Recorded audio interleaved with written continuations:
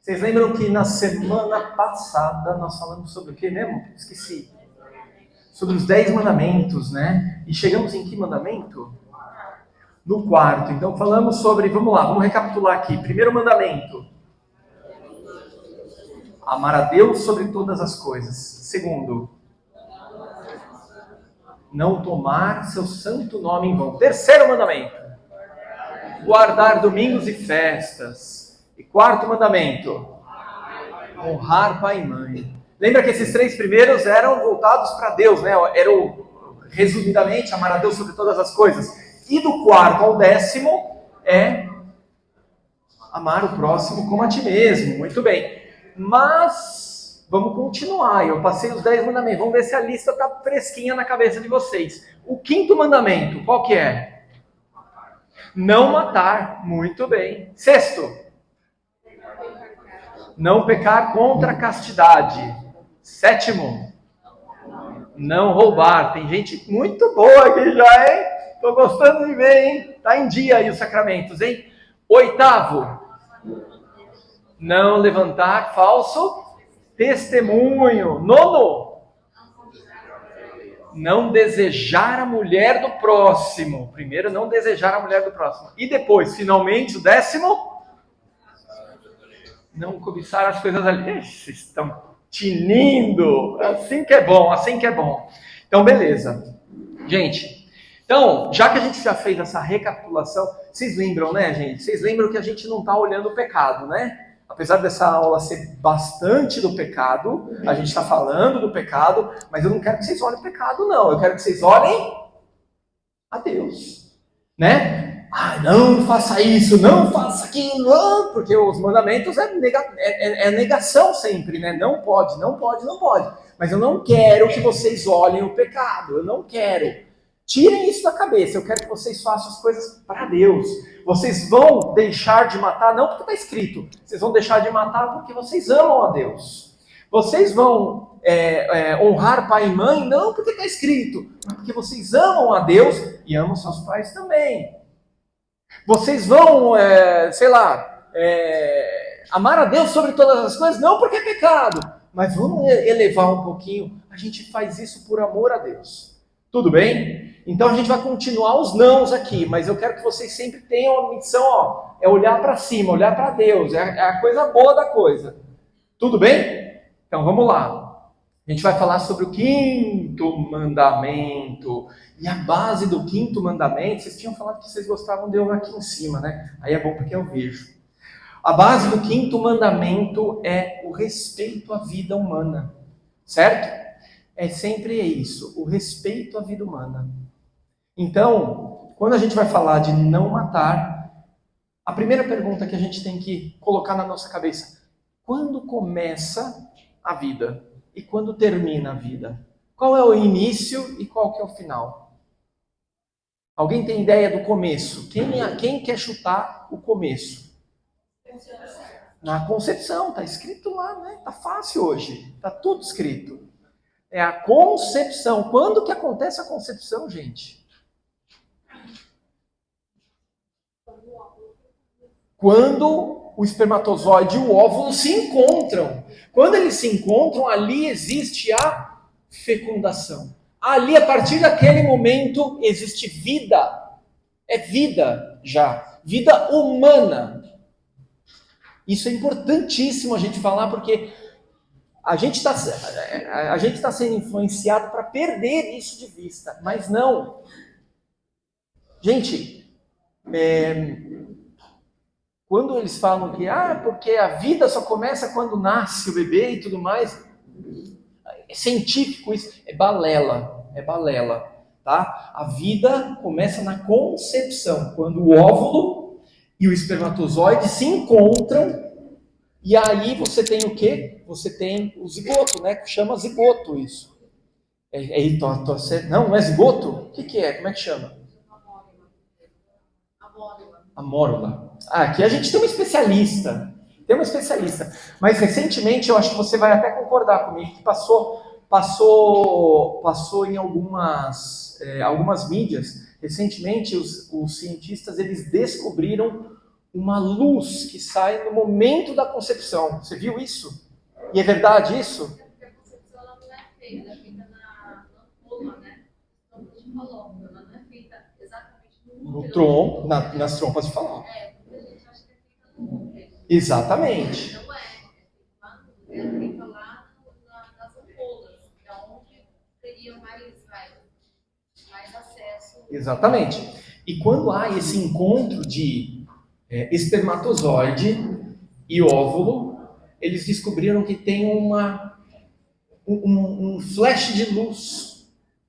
Um flash de luz. Lógico que a ciência vai começar a tentar explicar tudo isso, sem dúvida nenhuma. Mas pra gente sabe, gente, aquele flash de luz é o Fiat Lux.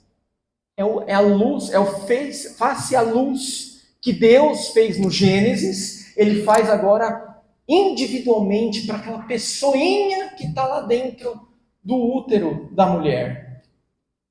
Olha que lindo. E aí eu vejo como Deus gosta de se mostrar para a gente. Como Deus gosta de se mostrar. Porque nessas horas, quando você está lá pesquisando, os pesquisadores estão lá procurando as informações e tudo mais, e eles abrem uma porta e descobrem alguma coisa, é como se Deus virasse, aparecesse lá e, como aquela brincadeira de criança, e falasse, Picabu, tô aqui, né? Eu tô aqui. Sabe essa luzinha que vocês estão vendo aí, que vocês descobriram? Sou eu que estou colocando uma alma aqui. Olha que lindo que é quando Deus vai se mostrando e a ciência ela vai confirmando tudo isso, né? Então, gente, a vida ela começa desde a concepção e vai até onde? Vai até a morte. Vai até a morte. E o que é a morte? A morte é a separação do corpo e da alma. É uma separação. Quando separou o corpo e a alma, a gente determina, é morte. Tudo bem? E por isso, porque a igreja ela é tão cuidadosa com isso, porque Deus colocou esses 10 mandamentos, e esse 5º mandamento se refere ao respeito à vida humana, obviamente, qual que é a primeira coisa que a gente vê aqui?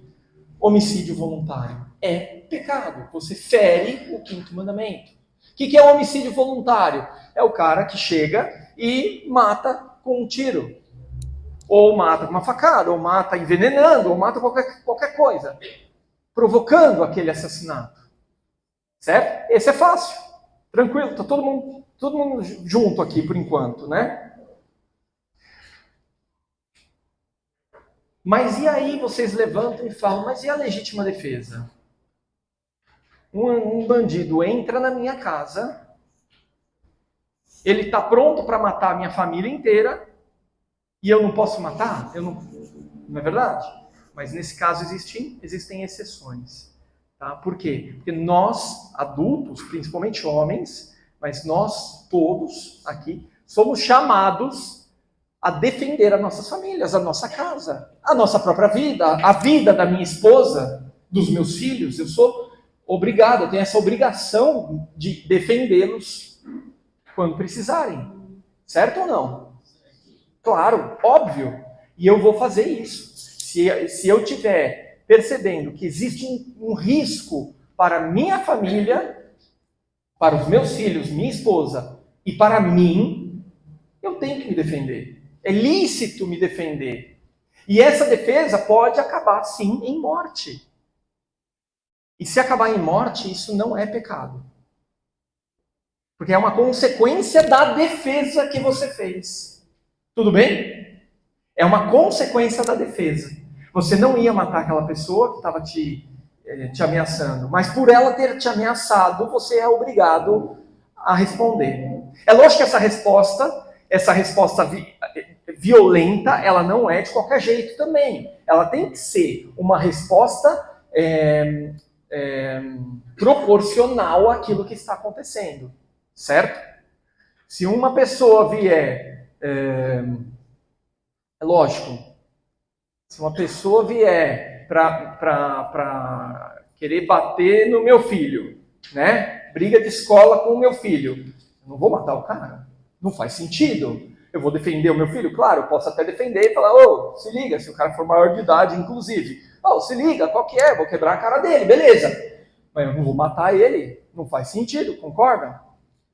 Agora, se vier alguém ameaçando a minha vida e a vida da minha família, eu posso me defender com aquilo que a situação me apresenta. Se eu tiver uma faca para me defender, eu vou usar uma faca. Se eu tiver um revólver para me defender um cara com uma faca chegando perto de mim e da minha família, eu vou usar. Tudo bem? Então ela tem que ser uma resposta proporcional. E também é uma resposta imediata, né? Não adianta o cara tá ameaçando a minha família, 3 meses depois eu encontro ele com ele na rua e mato ele. Não é assim que funciona também. Né? Vocês entendem a proporcionalidade da coisa? Então, se alguém perguntar, o Ivan é a favor da morte? Pelo amor de Deus, não. O Ivan é a favor do assassinato? Pelo amor de Deus, não. Homicídio voluntário, não. Pelo amor de Deus. Tá? Tudo bem? A gente vai entrar em assuntos super delicados a partir de agora. Vocês já viram, né? Vocês já viram. Se vocês quiserem perguntar qualquer coisa, levanta a mão, que hoje é dia mesmo, tá? Hoje é dia de perguntas. E apesar da gente estar gravando, as perguntas que vocês fizerem, eu vou selecionar e eu não vou colocar. Então é primeiro, para vocês ficarem confortáveis de perguntar o que vocês quiserem, tá? Vocês não estão sendo filmados, né? A pergunta que vocês fizerem não vai captar pelo microfone, eu vou repetir, mas fiquem à vontade. Mas mesmo assim eu vou cortar algumas perguntas mais sensíveis aqui para a gente não ter até problema com o YouTube, né? Ai que Alexandre, eu digo, sei lá, vamos lá, vamos continuar aqui. E aí a gente fala que a concepção ela se inicia quando? Mesmo na fecundação. E se é na fecundação, e desde a fecundação à vida, naturalmente, o aborto ele não é lícito, certo? A gente tem aí muitas influências dizendo que não, é lícito, não, tem que liberar mais. A igreja não é a favor e nunca será. Por quê? Porque ela entende que desde a concepção, ali já existe vida humana e deve ser preservada, deve ser protegida. Tudo bem? Mas Ivan, e se acontecer de sei lá, Oi? Aborto espontâneo, legal, perfeito. Aborto espontâneo, a própria palavra já diz, é espontâneo, você não provocou. Certo? Então, o aborto espontâneo, ele acontece. E acontece com muita frequência, muita naturalidade, né? O organismo da mulher mesmo, ela, não, vou rejeitar. E rejeita. Muitas vezes a gente nem sabe por quê. Outras a gente até descobre, né? Então, aborto espontâneo, tranquilo. Não é um problema grave, não. Pode falar. Ela pergunta, mas como é que fica o abuso sexual quando acontece... Vou falar aqui, não vou falar por causa do YouTube, né? Mas o estupro, né? Vocês continuam na cabecinha de vocês. E aí, o que acontece? O que a igreja pensa sobre isso? A igreja vai dizer o seguinte: a igreja vai falar que aconteceu uma coisa grave. É horrível o que aconteceu, tá? A mulher, ela vai precisar de todo atendimento, de todo carinho, toda assistência psicológica, psiquiátrica, assistência da sociedade para acolher essa mulher, porque essa mulher precisa de ajuda. O abuso que ela sofre, é um abuso absurdo, sem dúvida nenhuma. Mas ao mesmo tempo, existe uma vida ainda dentro dessa mulher. E ela não tem ainda, assim, mesmo que o pecado tenha acontecido com ela, ela seja vítima de um pecado dessa magnitude, dessa monstruosidade, ela não pode justificar o pecado dela com o outro. Então a igreja fala o seguinte: tem que continuar a concepção, a gestação tem que continuar. Vamos dar assistência para essa mulher? Vamos. Mas a gente precisa dar continuidade a essa vida. Por quê? Por quê? Porque, primeiro, esse bebê não pediu para nascer. Ele não tem culpa. Existe uma vida lá, certo? Mas aí você pode falar, mas a mãe não queria ter esse filho. E é verdade, ela não desejava. Mas eu já vi grandes relatos de mulheres que... a Débora tem um relato de uma colega de trabalho dela, inclusive, que ela foi abusada, teve uma filha, e essa filha passou a ser o sentido da vida dela, e ela morre de orgulho hoje pela filha que ela tem. A Vivian, ela tem vários casos, infelizmente ela não está aqui hoje, mas ela tem vários casos, ela trabalha com isso, com mulheres que foram abusadas muitas vezes, elas querem fazer, mas ela tenta conversar com essas mulheres para evitar. E muitas dessas mulheres que voltam atrás e têm um filho, a alegria de ter o filho, a alegria dela poder ver a criança crescer. Então, vamos supor, mesmo assim, nasceu a criança, eu não estava afim, eu não queria ter isso, eu não gosto de criança, vamos supor, eu não queria. Tudo bem. Então faz o seguinte, já que mesmo com tudo isso ainda não conseguiu, deixa a criança nascer e doa para uma instituição de caridade, um orfanato ou uma família, que tem tantas famílias que querem. E essa criança vai crescer, tudo bem, sem o pai, sem a mãe, ou de repente com o carinho de uma outra família, mas pelo menos não é sem a vida, entendeu? Faz sentido? E a igreja é uma organização que ela faz justamente isso. Ela acolhe essas mulheres, ela incentiva essas mulheres a dar continuidade e ela acolhe em orfanatos. Muitas vezes você vê uma Santa Teresa de Calcutá, por exemplo, que ela chega na ONU, num palanque mais ou menos que nem esse daqui, sabe, lá na ONU? Tinha um palanquezinho mais ou menos que nem esse daqui, com uma meia dúzia de gato pingado, que nem a gente está aqui mais ou menos, e ela vira assim, na frente daquela multidão toda, que está discutindo sobre aborto, como é que a gente faz? E ela bate no peito e fala, se vocês não querem, deem todos para mim, eu cuido de todos eles. Então, é difícil, mas tem essa coragem, né? Essa mulher que está sendo, que sofreu isso, tem essa coragem ou de criar, ou de deixar a gestação acontecer e entregar. Porque ainda assim é uma vida. Desculpa, vamos lá. Olha, vamos pensar nesse negócio de abuso infantil. E é verdade, acontece abuso infantil. Já começam duas coisas aqui, né? Um é pecado contra a castidade. Abuso infantil, ele fere de início pecado contra a castidade e gravíssimo, porque é numa criança. É uma criança, né? Que não tem maturidade ainda para...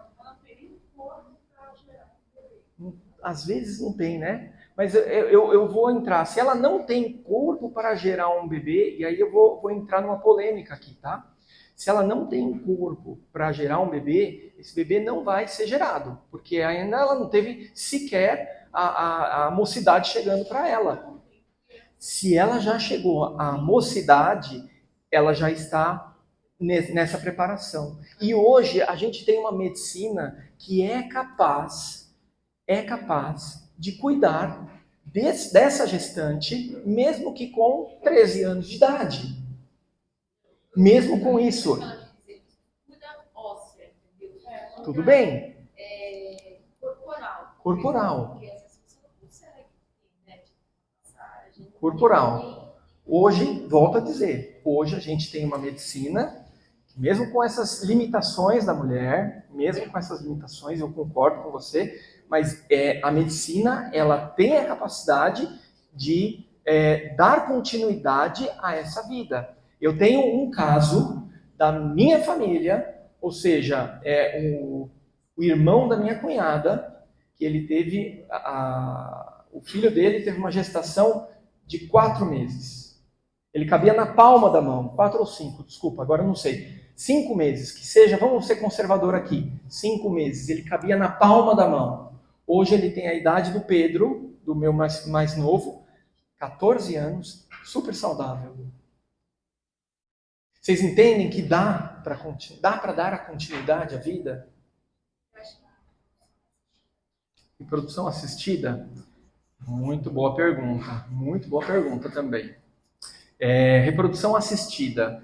Existem algumas assistências que a igreja permite, tá? Essas assistências é algum medicamento que te ajuda o corpo a se preparar e tudo mais, alguma vitamina, alguma coisa nesse sentido é lícito, é bacana, tá? Fertilização in vitro já não entra nesse caso, porque a concepção, segundo a doutrina da igreja, ela tem que acontecer em um ato conjugal entre um homem e uma mulher que sejam casados. Tudo bem? Tem que ter o ato conjugal nesse meio. O ato conjugal, ele é primordial, tá?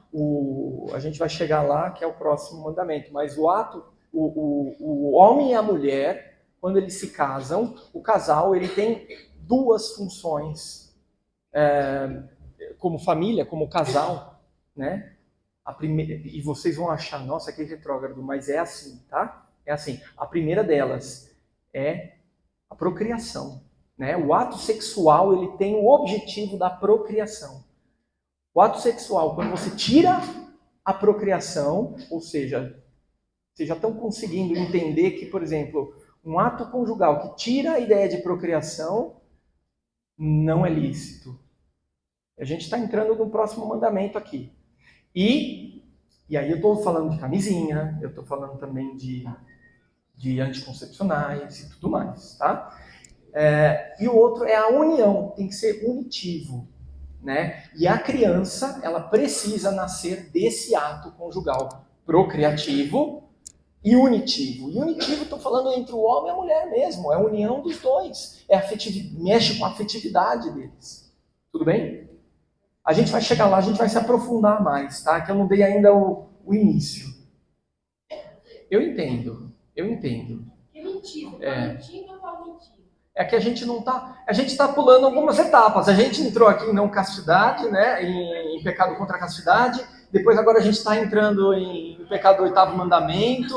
Eu tô com medo da gente se perder muito. Eu vou chamar vocês de volta, tá bom? Não, só para entender a mentira. Você está omitindo isso. Tá. A verdade. Você tá? Então quer dizer, uma pessoa que adota uma criança, essa criança, ela tem o direito de saber a verdade ou não, né? É uma pergunta que eu não sei te responder de bate-pronto, tá? Mas vamos tentar olhar o guarda-chuva como um todo, tá? Mentira é pecado, não é verdade? Se a mentira é pecado, você não falar isso para a tua filha ou filho adotado e tudo mais, não me parece uma coisa razoável. Posso buscar um pouco mais de embasamento na próxima aula, mas não me parece uma coisa muito correta. Sim. Eu acho que depende da forma como você fala, tá? A forma como você vai falar para a criança e a maturidade com que você vai falar com a criança pode depender bastante o futuro, né, dessa conversa. Tá bom? O grande caso da revolta é a mentira, né? Então, se você não mente, a criança não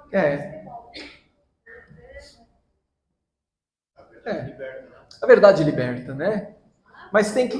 Falou tudo, né? Mas aí eu acho que é a forma caridosa com que você vai falar. Eu tenho 2 casos para contar, né? A minha avózinha que está no hospital, ela é adotada. E ela descobriu que ela era adotada no dia do casamento dela, quando uma pessoa que não gostava muito dela virou e falou, como é que sua bastarda, né? E falou assim, né? É lógico que a mãe dela, minha bisavó, ela amava muito. E mostrou com a vida que amava muito. Mas a forma como ela descobriu não foi uma forma legal, né? Então poderia ser de uma forma diferente. E o outro caso é um grande amigo meu, das antigas também, de muitos anos. Ele é adotado e desde sempre ele soube da sua adoção. E ele leva com muita naturalidade, extrema naturalidade isso. Tá bom? Que mais de aborto? Eu acho que é isso, né? Diga, quando a criança é inviável? Quando a criança é inviável? Por exemplo, aquele caso alguns anos atrás dos anencefalos, né? Os micros, né, também, os Microcéfalos. muito, né, principalmente de papel, né? Exato. E aí, como é que vocês acham? O óvulo se encontrou com o espermatozoide, sim ou não? Sim. É vida, sim ou não? Sim. Sim? Então, a gente não tem o direito de interromper essa vida também. Porque senão a gente começa... Primeiro que a gente ainda não tem o dom, o poder de decidir a vida de ninguém. Pode ser que essa criança consiga nascer e que resista, sei lá, horas. Mas dentro dessas horas, Deus tem a capacidade também de transformar a vida daquela mãe e daquele pai. Vai saber. Dentro do período de gestação, pode ter uma transformação. A gente não entende ainda os caminhos de Deus, mas isso é muito importante saber, que Deus tem os seus caminhos, Ele pode usar dos seus caminhos. E outra, pode ser que, eu acho que foi a chikungunya que dava um problema na... E tem ainda crianças com chikungunya que estão vivendo aí. Tem debilidades? Claro que tem. Mas se é por causa de debilidade que a gente despreza, descarta ou não, a gente está se comparando muitas vezes. A gente tem que tomar cuidado para não se comparar com o nazismo, por exemplo, que fazia exatamente isso. Que é o quê? Esse daqui nasceu sem braço, então vamos sacrificar porque ele nasceu sem braço. Esse daqui nasceu com o olho escuro, vamos sacrificar porque não era o que eu queria. Nasceu loiro, né? Vamos sacrificar porque não era o que eu queria. Então a gente tem que tomar um cuidado também por esse limite. Tem uma série de questões morais que a gente tem que tomar cuidado. A obrigação da mãe e do pai, que nem o mandamento anterior, é honrar. Quando fala de honrar pai e mãe, o filho tem uma obrigação com o pai, mas também o pai tem uma obrigação com o filho. A obrigação do pai para com o filho é de amá-lo, é de educá-lo, de promover ele socialmente, de promover a vida dele cada vez mais como ser humano. Então, uma pessoa que rejeita o próprio filho é um pecado mortal, é super mortal, é super complicado isso. Teve aquelas mães que jogaram, alguns anos atrás, estava na moda isso, era um absurdo. A mãe chegava e jogava a criança no cesto de lixo. Algumas eram resgatadas com vida e tudo mais, na verdade. É absurdo isso aí. Eutanásia, o que é eutanásia? É encerrar a vida de alguém que está sofrendo, muitas vezes, não é verdade? Há alguns anos atrás, um ator muito famoso falou que ele ia se mudar da França para, acho que é Suíça, chamado Alain Delon. É ele? É ele mesmo, né? Alain Delon falou, não, eu vou mudar para lá porque eu quero que me matem. Gente, eu tô com câncer, qualquer coisa assim, sei lá, ele estava com alguma doença, e eu quero que encerrem com minha vida com dignidade. Não, também não. A gente tem que seguir a vontade de Deus, mesmo que seja um sofrimento. Sofrimento de um câncer, sofrimento de uma doença grave, uma doença mortal, mas se Deus não tirou ainda a vida daquela pessoa, que ela continue ali lutando pela vida, procurando a vida. Certo? Faz sentido? Diga. E no caso daquela mulher, ela tem uma dor que não tem cura. Não tem cura. É a pior dor do mundo. Não, é terrível. Eu sei, é terrível. Eu não tenho nem como descrever uma dor dessa, porque eu nunca senti isso aí. E eu não sei, a dor dela deve ser não só instantânea, mas deve perdurar durante muito tempo. Mas mesmo assim, gente, eu não sei explicar, mas mesmo assim, ainda ela tem a vida. E eu não sei o que Deus está querendo para ela. De repente, Deus está querendo alguma coisa para essa mulher. Vai deixar. Não, vamos cuidar. Ótimo. Então, existe uma solução, uma única solução. Vamos tentar essa única solução. Que ela pode até falecer. Então, vai ficar mais sequelada. Então, vamos lá. Parece que tem alguma saída. Não é a melhor saída. Ela não vai ficar curada.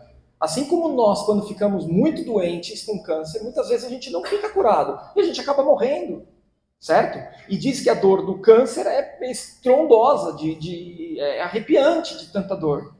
Mesmo assim, ainda assim, as pessoas tentam fazer a pessoa sobreviver. É um caso extremo, eu sei que é dolorido pra caramba, mas ainda assim, existe a vida e a gente não tem o direito de interromper. Vamos tentar achar outras alternativas. Diga. Eu concordo plenamente com você quando você fala o seguinte, mas a gente não está na pele dela para sofrer. E não estamos, por isso que eu estou falando com todo carinho e todo cuidado do mundo. Eu não sei o que é essa dor que ela está sentindo. Eu nunca senti a dor que essa mulher está sentindo. Nunca. E assim, de verdade, eu espero não sentir mesmo, porque talvez eu não aguente também. Mas vamos para o objeto em si. O objeto. Tá? Você encerrar a vida de alguém, ela é imoral por princípio. Ela é imoral por princípio. Por mais que essa pessoa esteja sofrendo. A gente vai achar outros métodos, outros meios de tentar resolver. Mas esse daqui a gente não pode abrir mão. E só para concluir aquilo que você me falou, a gente não está julgando a pessoa, a gente está julgando a atitude, certo? A atitude ela deve ser julgada sim. A pessoa, o pecador, ele é amado, mas o pecado, ele é odiado. O que é o pecado? É uma atitude. E a atitude do pecado, ela tem que ser ponderada, ela tem que ser julgada por nós. Eu estou dando uma lista aqui para vocês chegarem na frente de uma situação e julgarem. Olha, putz, se eu fizer isso aqui, eu tô errando. Então eu vou passar para um outro lado. Vocês entendem? Se não pode matar o próximo, também não pode acabar com a própria vida, gente. Isso é fato, é pecado também. E a gente hoje está vivendo problemas seríssimos. E a gente sabe que existe um problema seríssimo, que é físico, de saúde mental. Saúde mental. Então a gente precisa, nossos cientistas têm que descobrir o porquê que está acontecendo essa epidemia de suicídio. Também, mas existe também uma carga, falta de fé, falta de Deus, eu concordo. Mas também existe uma carga que é físico o negócio, é científico o negócio, tá? Faltou algum hormônio de repente, o cérebro não está funcionando direito, a coisa degringola mesmo. Eu já conheci muita gente com muita fé. Padre, o Monsenhor Jonas Habib, ele não cometeu suicídio. Padre Marcelo, o outro padre Fábio de Mello, todos eles tiveram uma doença gravíssima que se chama depressão. Depressão. Quantos de nós aqui não tivemos depressão? Mas assim, continua. Gente, se vocês... E hoje, cada um de nós tem gente com essa tendência depressiva, com essa tendência, com problemas psiquiátricos graves. Vamos cuidar dessa pessoa. Mas a gente nunca pode optar, pelo amor de Deus, não opte nunca, nem dê o conselho nunca a alguém para tirar a própria vida. Isso é um mal danado, é um mal desgramento. Então, eu tô com você, tá? Vamos pegar uma hipótese de que o cara tá com a arma aqui ou na boca e ele vai apertar o gatilho e naquele momento que ele apertou o gatilho até chegar, ele se arrependeu. Gente, mas vamos ser práticos, dá tempo disso daí? Não dá, né, gente? Na hipótese de que o cara que apertou o gatilho, gente, é de caso pensado. Peraí, gente, peraí. Agora, vamos lá. Não, eu fiz uma comparação com Judas. Mas Judas, no caso de Judas, a própria palavra de Deus, o próprio Jesus fala que essa pessoa está condenada. Então, eu acho que se de todo mundo, a única pessoa que a gente sabe que está no inferno mesmo, a única pessoa que a gente pode falar, esse daqui está no inferno, talvez seja Judas. Eu acho que de ninguém outro, porque o próprio Deus falou, mas de ninguém outro a gente pode falar a mesma coisa. Você entendeu? Volta a fazer o certo. Quando você peca e você pede perdão, você é perdoado, porque a misericórdia de Deus é infinita. Aí, qual que é o único momento que Deus fala, que Jesus fala que não tem perdão? É o perdão contra o Espírito... É o pecado contra o Espírito Santo. O que significa isso? É o fato de você não se abrir à misericórdia de Deus. Significa, você pecou e você não se arrependeu. Você entendeu? Não pediu perdão. Tudo bem? Além disso, além do respeito à vida, tem que ter também o respeito à dignidade das pessoas. Ou seja, respeito à dignidade, à alma da pessoa. Ou seja, o que é o escândalo, por exemplo? O escândalo é quando você, com alguma atitude sua, você atinge a alma de alguém, a alma de alguma pessoa. Se eu fizer algum pecado aqui, na frente de todos vocês aqui, vocês vão se escandalizar. Vocês, meu Deus do céu, o Ivan está fazendo isso. Eu estou escandalizando vocês. Isso está dentro do 5º mandamento também, não matar. Né? A saúde, ou seja, respeitar a nossa saúde, ser cautelosos à nossa saúde. Nós temos que nos alimentar bem, que nem a última semana a gente falou, nós temos que ir para a academia, a gente precisa cuidar do nosso corpo, do nosso bem-estar, precisamos procurar as doenças, procurar curar as doenças, porque faz parte. Isso é respeito à dignidade do ser humano, não só a nossa, mas do próximo também. Integridade corporal, ou seja, cuidar do seu corpo e não machucar ninguém, né? Sair na porrada lá, quebrar a cara do outro, do amiguinho, do coleguinha. Gente, integridade do corpo nosso e do coleguinha também, né?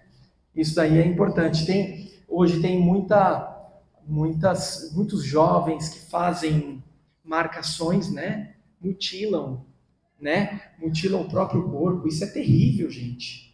Isso é terrível. É psiquiátrico, claro que é. Mas, assim, objetivamente, quando a gente fala da ação em si, ela é uma ação, objetivamente, não é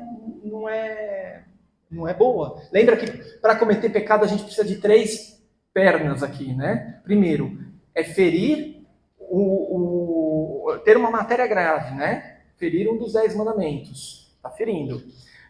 Ter consciência do que é o erro que você está cometendo.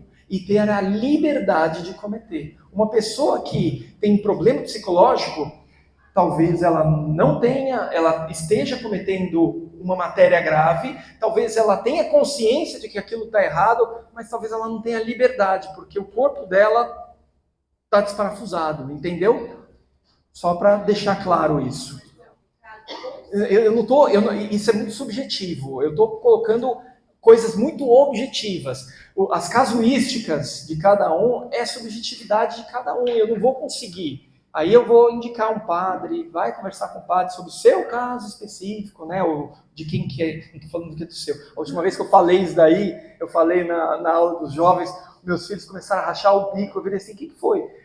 Porque você está falando daquela menina lá. Não, eu estou falando quando é seu, assim, é geral, né? Eu não estou falando especificamente, tá? Mas realmente é isso, né? A casuística a gente trata no particular, né?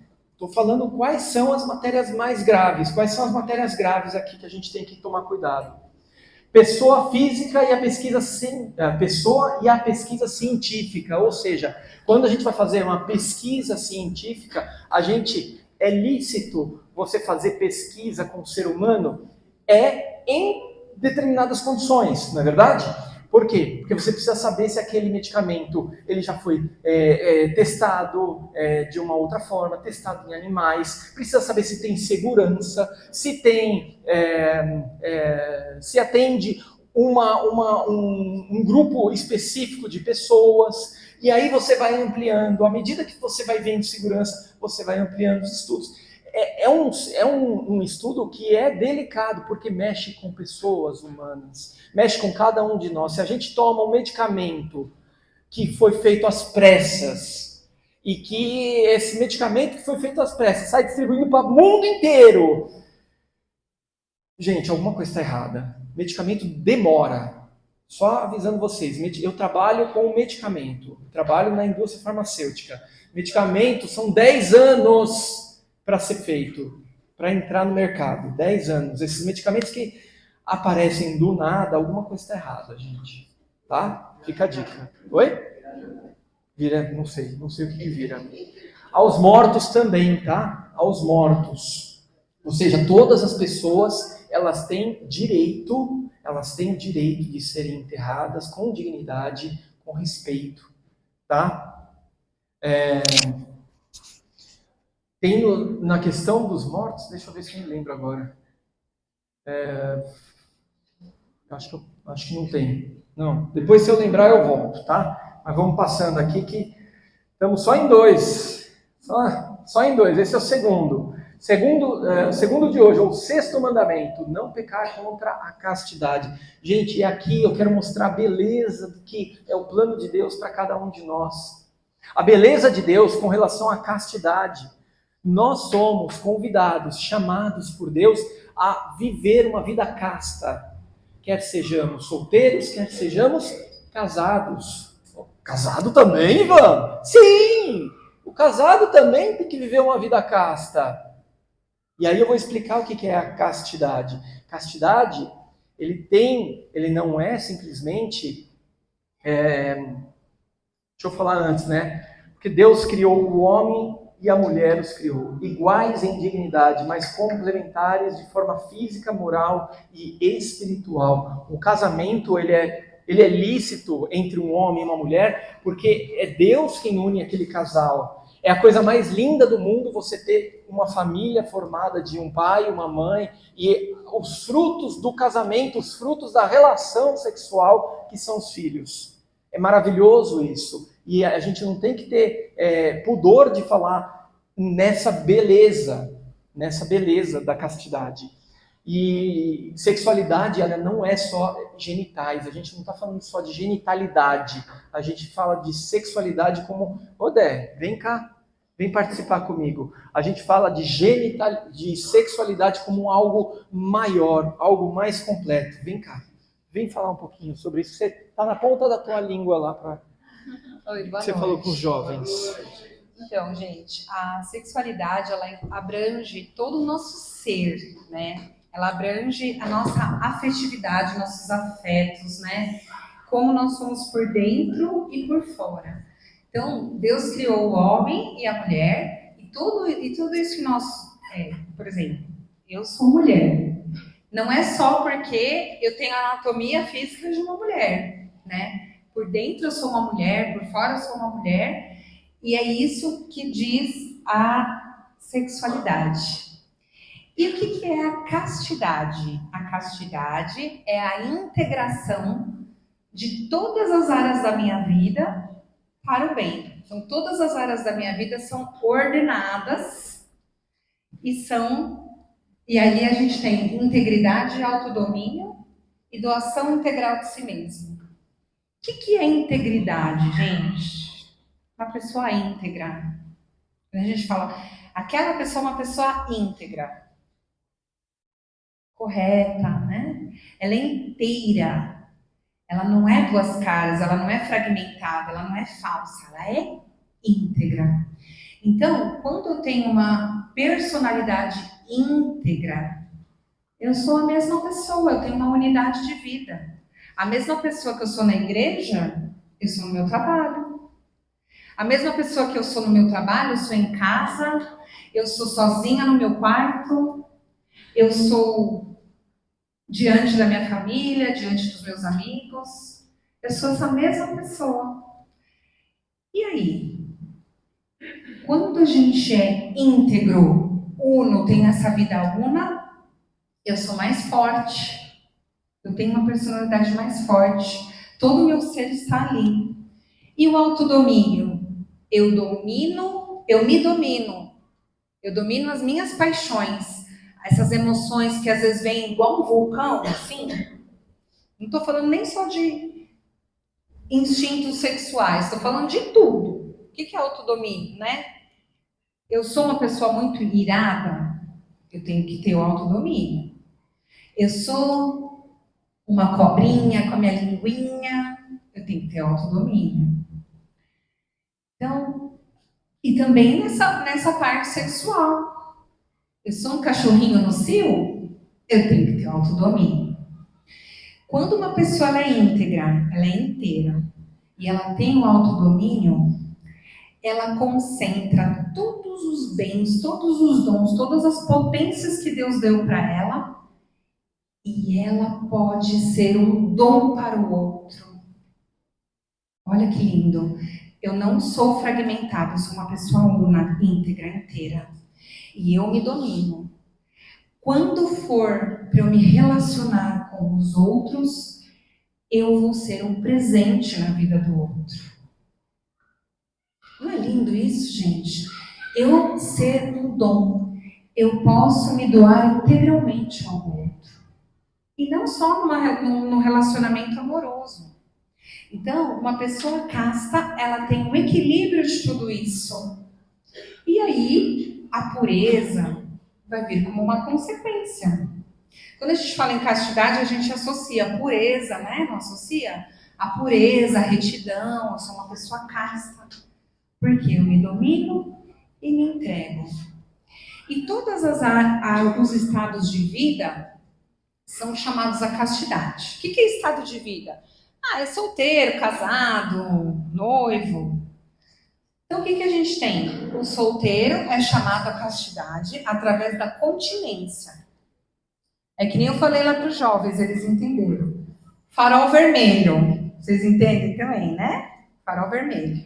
Solteiros. Os namorados. Farol vermelho. Farol vermelho. Os noivos. Farol vermelho.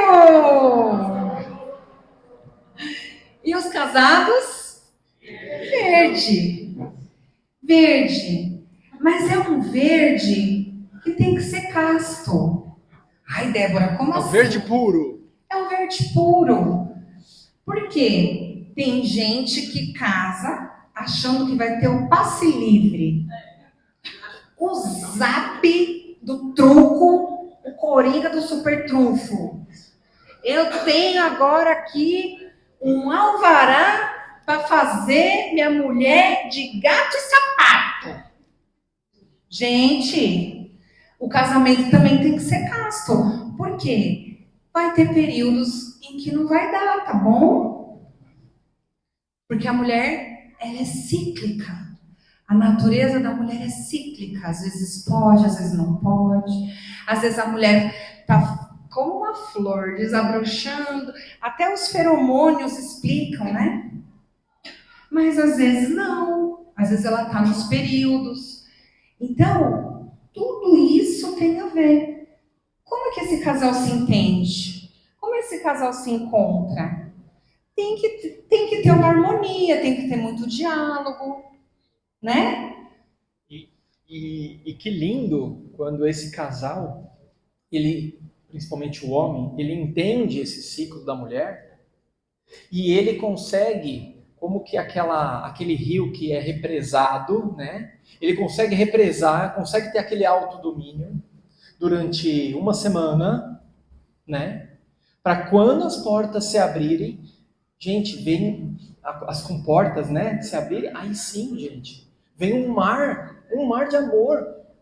Olha só, você vai despejar muito amor, vai ser uma relação entre um homem e uma mulher, uma relação linda, maravilhosa, porque os dois eles vão estar se segurando, vão santificar aquele momento como, gente, era o que eu estava esperando. E vai ser lindo aquilo. E vai ter um momento que ele vai se guardar de volta.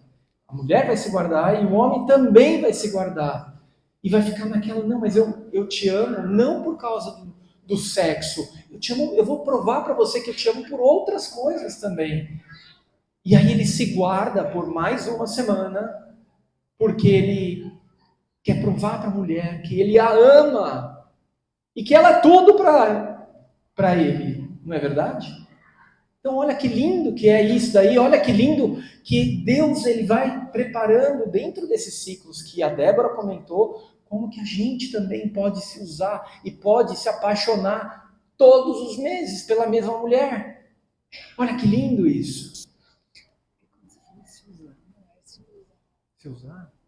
Ele falou se usar, mas não é usar o corpinho, tá? Falei usar? É como que eles vão se aproximar e esperar, né? Pelo amor de Deus. Mas, gente, entre casado, não só pode como deve, né?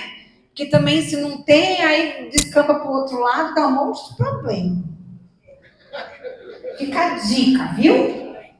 Os cônjuges têm direito sobre os corpos um do outro, viu? Então também isso aqui é uma chamada para a mulherada que vive com dor de cabeça. Viu? Minha irmã, vai tratar da enxaqueca. Mas também fique cheirosinha, bonitinha pro seu marido. Não é? Senão os casamentos não aguentam, gente. Tô falando sério. Homens, eu vou dar uma dica, mas ela funciona uma vez só, tá? Vou dar uma dica. Uma vez só. Você chega pra mulher já com o comprimido na mão, assim, fala, toma, mulher. Aí ela, não, mas por que você tá me dando isso daqui, ó? Por que você tá me dando isso daqui? Não, mas eu tô com dor de cabeça. Não, mas não tô com dor de cabeça. Ah, então é hoje! É hoje! Só funciona uma vez, hein? Dose única. O importante, uma das características desse amor conjugal é a abertura à vida. Então, é estar aberto aos filhos que Deus mandar naquela relação, né? Porém, faz parte do ciclo da vida, né? O período da infertilidade, né? A mulher não é fértil todos os dias, o homem é, a mulher não. E o período da menopausa, amém. Deus criou a mulher assim, né? Então, aquele casal também está aberto, entendeu? Ela está menopausada, mas também, sei lá, pode ser que ela conceba. Eu conheço uma moça que tinha um filho de 20, outro de 21, achou que estava na menopausa e nasceu a Isabelle, entendeu? Então, e por falar em Isabelle, Santa Isabel é um exemplo também, né? Que ela era idosa, né? Ou seja, já não tinha mais aquele ciclo regular de uma moça, né? De uma mulher em período fértil. E ela teve filho, né? E em relação aos casais que não conseguem engravidar, né? O catecismo fala que esses casais, eles têm uma cruz, né? Não é fácil, né? Nós acompanhamos vários casais que passam por isso, e esses casais eles estão abertos, né? O fato de conceber ou não depende do casal, tá? Até de um casal fértil. Porque, gente, quando que vem a vida? É a união do espermatozoide com o óvulo. Mas não é só a união do espermatozoide com o óvulo. Deus tem que soprar a vida ali. Então, tem coisas que não dependem de nós, né? Depende de Deus. E aí o catecismo fala que esses casais são convidados a se abrir à generosidade, né? Ou da adoção, ou também de uma coisa que todos nós podemos fazer, que é exercer a nossa maternidade espiritual, ou a nossa paternidade espiritual, que é termos filhos. Nós temos 2 filhos aqui, 2 filhos no céu, que Deus recolheu quando estava na minha barriga, que não era da vontade dele, e temos um monte de filhinho e filhinha espiritual, assim, pequeno, médio, grande, então nós somos chamados a ter esse pastoreio que a gente faz com as pessoas, também é uma maternidade, uma paternidade. Vocês perceberam que quando a Débora chegou, ela trouxe um colorido a mais, né? Eu sou completo com essa mulher aqui. Isso eu amo ela, por isso. Eu vou cair. Temos casais também aqui na nossa paróquia, que eu já vi relato, e hoje tem 3 filhas grandes, né? E eles não conseguiam. E foi um milagre de Deus. Hoje estão com 3 filhas já grandes, da idade dos nossos. Deixa eu falar sobre aqui, ó. Vai lá. Gente, como é que é o amor entre os esposos? Todo mundo. Gente, eu dei essa aula para os jovens, o negócio ferveu lá, vocês fazem ideia. Jesus amado. Ó, o amor tem que ser total. O que é total? Eu tenho que me doar totalmente. Eu me caso, não é para doar uma parte, sabe? Essa gavetinha da Débora, eu dou para o Ivan. O resto é meu. Então, essa conta bancária é minha. Esse bem é meu. A senha do meu celular é minha. Esses segredos são meus. Gente, cuidado. Cuidado. A gente é chamado como marido e mulher a ter uma comunhão integral, total de vida. Você tem que dividir tudo. Não é na riqueza e na pobreza? Não é na saúde e na doença? Não é no perrengue e nas alegrias? Então, a gente tem que abrir tudo. Né? Tem mais alguma coisa? Estou de acordo. Não foi. Não, eu não tô dando indireta, pelo amor de Deus. Não, eu tô de acordo. Não tô dando indireta. Depois dessa, né? Vai.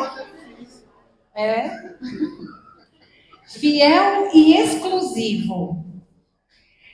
Gente, esses matrimônios são chamados a ser fiel. Fiel. É só ele e só eu. E inteiro. E exclusivos. Não pode mais ninguém. Essa história de trisal aí não pega nada. Oxi. Não, pelo amor de Deus. Ai, tô casada há X anos. Apimentar o quê? Nos outros refresco? Não. Que isso? E não é, a gente não tá falando só de relação sexual. Quando eu falo que é só ele. Sabe? Porque às vezes a gente tem, sei lá, ouve conselho das pessoas, tem amizades. Cuidado das pessoas casadas, que tem muita abertura, ouve muita opinião de uma outra pessoa que está de fora dessa relação. Ela está influenciando. Vocês dois são uma só carne. Aberto à vida, a gente já falou, né? Por quê? Porque essa união sexual, ela deve cumprir a função procriativa e unitiva. Procriativa, aberta aos filhos para termos os filhos, e unitiva para que esse casal se una, se ame, e aqui sim o prazer é lícito. O prazer sexual foi criado por Deus. Porque senão, será que a humanidade teria evoluído até hoje? Sei lá, a gente não sabe, né? Então, Deus deu de presente isso pra gente. Só que tem uns requisitos. E esses requisitos é porque a Débora é chata? Porque o Ivan é chato? Porque a igreja é chata? Não, gente, porque isso está inscrito no nosso coração humano. Quando a gente fere isso e foge disso, a gente maltrata. Lembra que eu falei que a sexualidade, a afetividade, não é só a nossa anatomia? E sim todo o nosso ser, por dentro e por fora? Porque se fosse só anatomia, eu me reduziria a uma coelha. Eu falei isso lá nos jovens. Há um cachorro, o cachorro sente um instinto, fica com a mãe, com a irmã, não é? E aí tem uma coisa muito importante, que é o seguinte: casais, vocês têm dignidade enorme de ser humano. Então, a sexualidade de vocês, a união de vocês, elas têm que ser vivida com dignidade. Quando a Débora falou que tem que doar tudo, Cuidado, é tudo, sim. A pessoa integral, sim. Mas aí você levar aqui, dentro de uma relação, pode tudo, cuidado. Não. Cuidado, não é isso que ela está querendo dizer, né? Cuidado, porque é o seguinte, as pessoas têm que ter dignidade. E dependendo da forma como você fizer o sexo com seu marido, com sua esposa, você fere a dignidade dessa pessoa. Fere a sua própria dignidade. Então, cuidado com a forma também com que vocês vão se relacionar. Lembra o seguinte, lembra que o matrimônio, né? O matrimônio não, mas a relação sexual, ela é como uma missa dentro da família. Olha a relação que eu estou fazendo. É tão sagrado, a relação sexual, ela é tão sagrada, mas tão sagrada que ela é comparada com a mesa do altar que está aqui em cima da gente. A sua cama com a sua esposa, com o seu esposo, é um altar. E lá vocês vão fazer o sacrifício. E nesse sacrifício você se doa integralmente, inteiramente, como Jesus se doou inteiramente. E ali nesse sacrifício é que vocês vão estar em comunhão entre si, assim como nós recebemos a comunhão lá em cima, na igreja. Vocês entendem? É sagrado esse momento, não é de qualquer jeito. Assim como o padre, ele tem todo o zelo para celebrar uma missa bem feita, vocês, casais, vocês têm que celebrar esta missa familiar de vocês de uma forma bem feita. Não é de qualquer jeito. Beleza? Essa é a castidade dentro do matrimônio, né? Então, nos planos de Deus, como é que é a união sexual? Só pode ocorrer entre homem e mulher após a celebração do sacramento do matrimônio e respeitando-se essas funções, procriativa e unitiva. Agora a gente vai trazer, gente, o que o catecismo traz, que é a lista das ofensas, dos pecados contra o sexto mandamento. Então, assim, partindo daquela premissa que tem que ser entre homem e mulher depois do casamento, com a função unitiva e procriativa, né? Esses outros atos, né? Então, por exemplo, a masturbação, né? Por motivos óbvios, porque a pessoa está sozinha, tentando se satisfazer, pensando só no prazer próprio, né? Um egoísmo. Um egoísmo. A pornografia também. Então a gente tem que cuidar, porque hoje em dia o mundo a gente está mergulhado, o peixe não sabe que ele está na água. E a gente não percebe que a gente está envolto no mundo com muita pornografia. Explícita nos filmes, nas músicas, nas campanhas, no TikTok. Eu vou dar um exemplo aqui para vocês, um exemplo que acontece com a gente, acontece sempre com a gente. Vamos escolher um filme de família? Vamos. Beleza, vamos lá. Classificação 14 anos. Ah, eu acho que tá bom, 14 anos, meu filho mais novo tem 14 e o outro tem 17. Beleza. Vamos começar a assistir o filme. Ah, esse filme é velho, né? Filme antigo, eu lembro desse filme, é bacana, vamos assistir que... acho que é um filme bacana, dá para assistir, não tem problema nenhum. A gente começa a assistir, estou falando dessa semana, tá?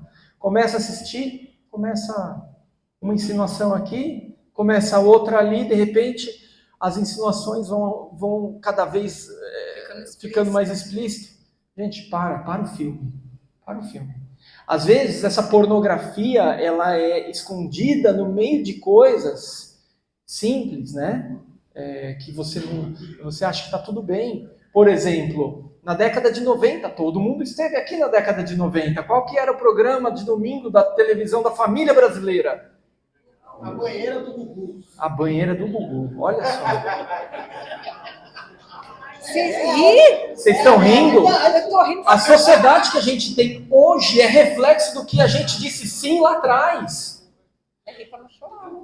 É reflexo do que a gente disse sim lá atrás. Então, é isso que a gente tem que tomar muito cuidado.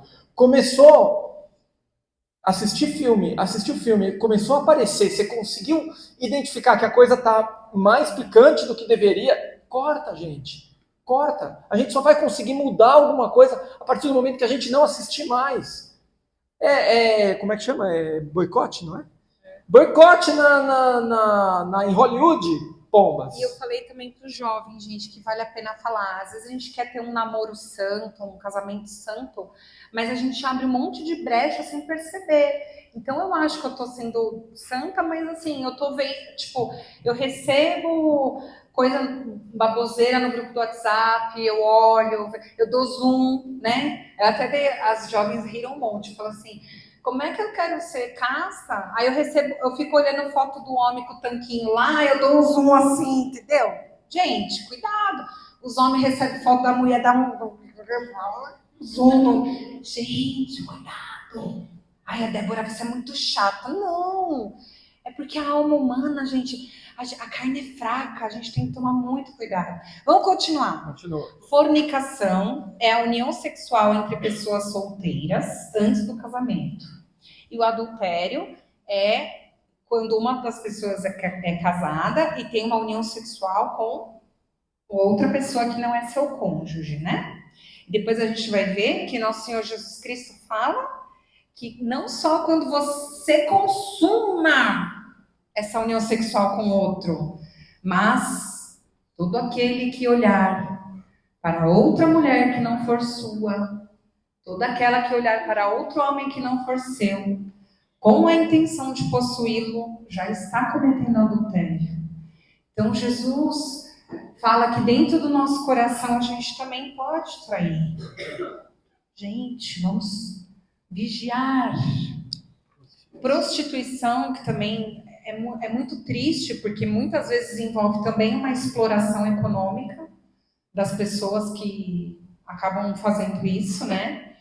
Aqui, um horror, né? Estupro, incesto e abuso sexual. Não preciso nem explicar, amém?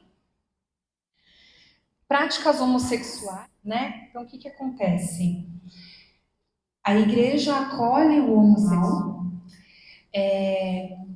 como um filho amado de Deus, amém? Com a dignidade de uma pessoa. Com a dignidade que ele tem. Porém, a pessoa que tem essas tendências, ela é convidada a viver a continência e a castidade total, né? Ela não pode se entregar aos impulsos que ela tem. Por quê?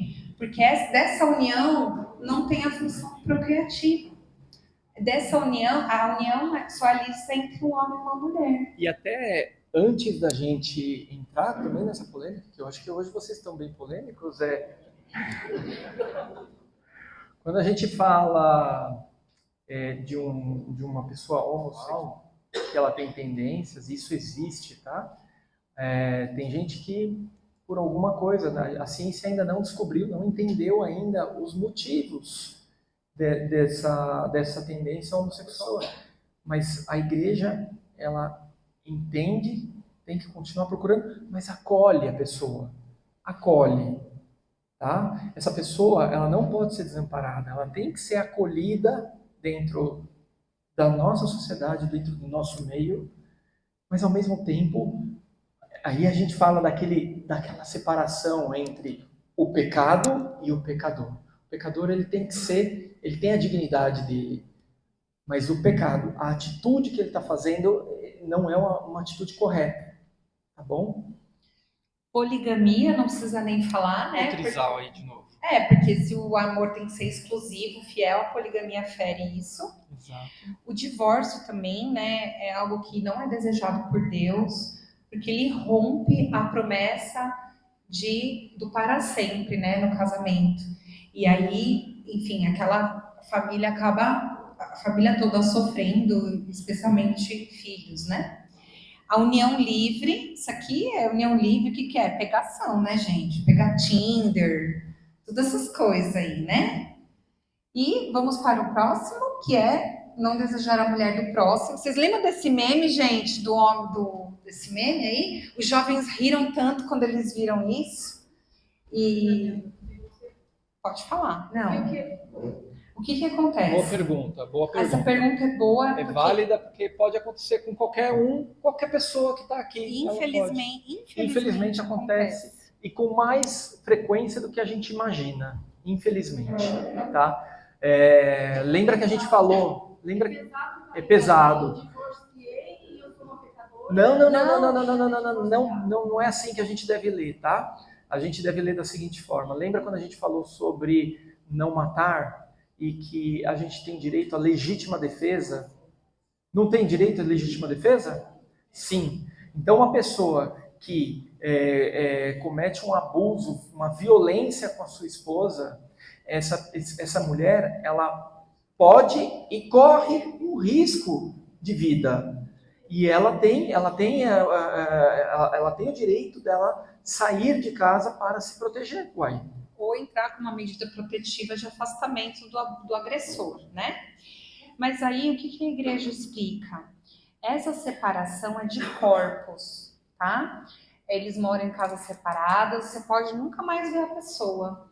Porém, se esse matrimônio é válido, essa pessoa, né, que teve a separação de corpos, não pode ter um outro relacionamento, que ela continua casada.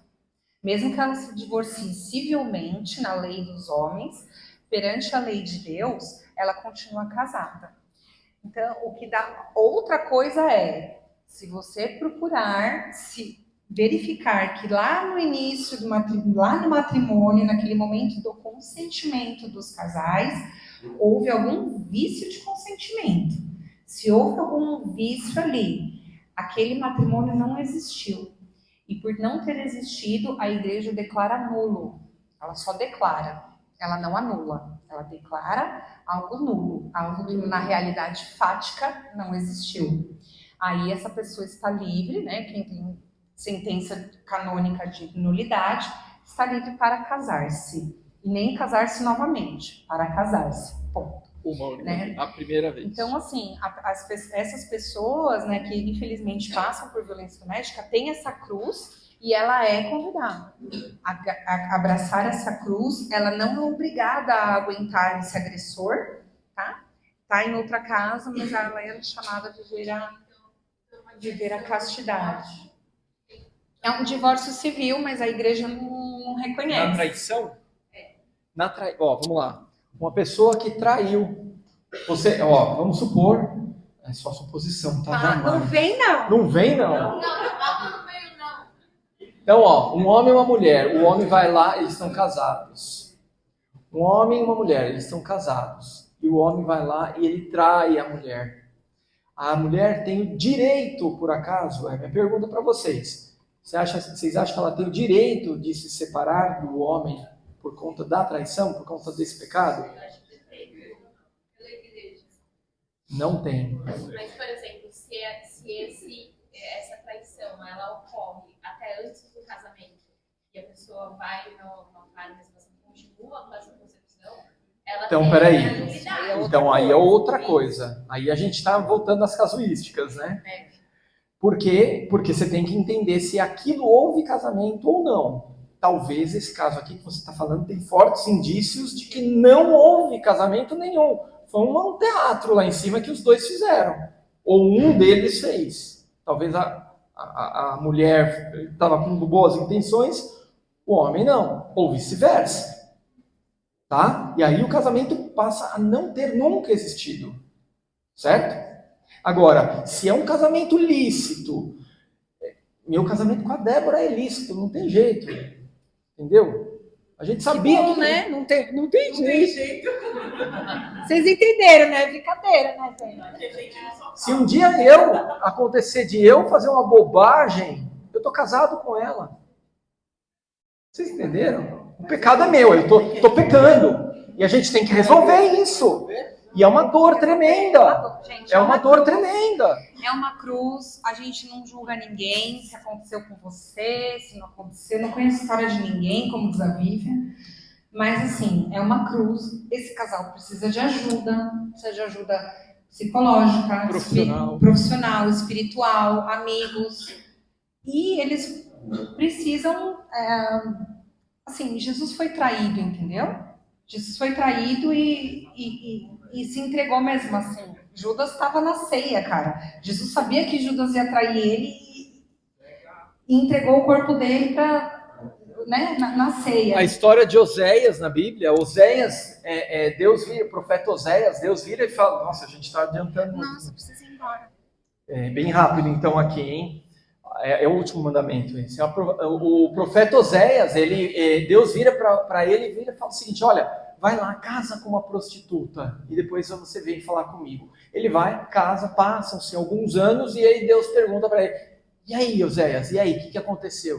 Ele vai assim, Senhor, essa mulher, ela continua distribuindo, me traindo, né? Distribuindo. Aí ele achou engraçado. Aí Deus vira e fala o seguinte, olha, é dessa mesma forma que você está indignado, é dessa mesma forma que eu estou também. Porque eu sou fiel ao meu povo e a todo momento meu povo me trai. Então, até com o próprio Deus isso acontece, né? Da gente trair Deus e a gente trai, a gente pede perdão e Ele perdoa porque Ele é misericórdia e aí a gente volta a trair novamente. E é assim, né? A gente vai traindo, mas a gente também é chamado a perdoar, a sentar, conversar, tentar resolver e perdoar na medida que Deus perdoa também, uai. Perdoai as nossas ofensas, assim como nós perdoamos a quem nos tem ofendido, uai. Não é fácil, né, Não é fácil. gente? Eu não sou psicóloga, morro de vontade, ainda vou estudar, se Deus quiser. Mas, assim, é uma crise que o casal tá passando e tem como eles superarem. Tem como eles superarem. Encerrando. Bom?